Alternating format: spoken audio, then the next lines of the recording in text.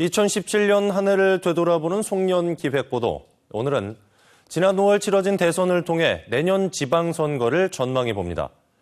보수 성향이 강했던 도민들이 대선에서는 사상 처음으로 진보 후보를 선택했는데요. 그 여파가 지선까지 이어질지가 최대 관심입니다. 홍서표 기자가 취재했습니다. 국정농단 사태로 조기에 치러진 지난 5월 9일 대통령 선거에서 강원도민들은 과거와 다른 투표 성향을 보였습니다. 개표 결과 진보 성향의 문재인 후보가 34.16%의 지지를 받은 반면 보수 대표였던 홍준표 후보는 29.97%에 머물렀습니다. 과거 대선에서 박근혜 후보가 61.97%, 이명박 후보가 51.96%로 대승한 것과 비교하면 상당한 변화입니다. 올해 대선은 국정농단 사태로 전국적인 여론이 진보 진영으로 흘렀고 강원도도 예외는 아니었다는 것이 대체적인 평가입니다. 관심은 이제 내년 6월 지방선거입니다. 진보 대통령을 선택한 도민들이 내년 선거에서 어떤 투표 성향을 보일지가 향후 선거에도 영향을 미칠 수 있기 때문입니다. 현재까지는 집권 여당에게 좀 더 유리한 분위기입니다.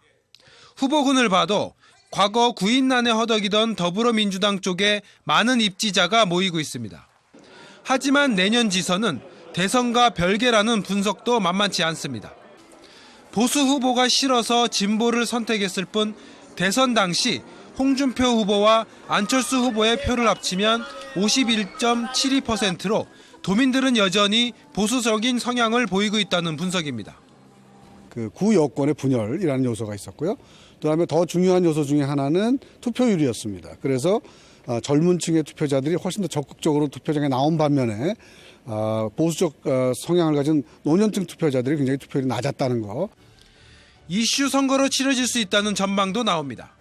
내년 2월 평창 동계올림픽의 성공 개최 여부에 따라 표심의 향방이 갈릴 수 있다는 겁니다.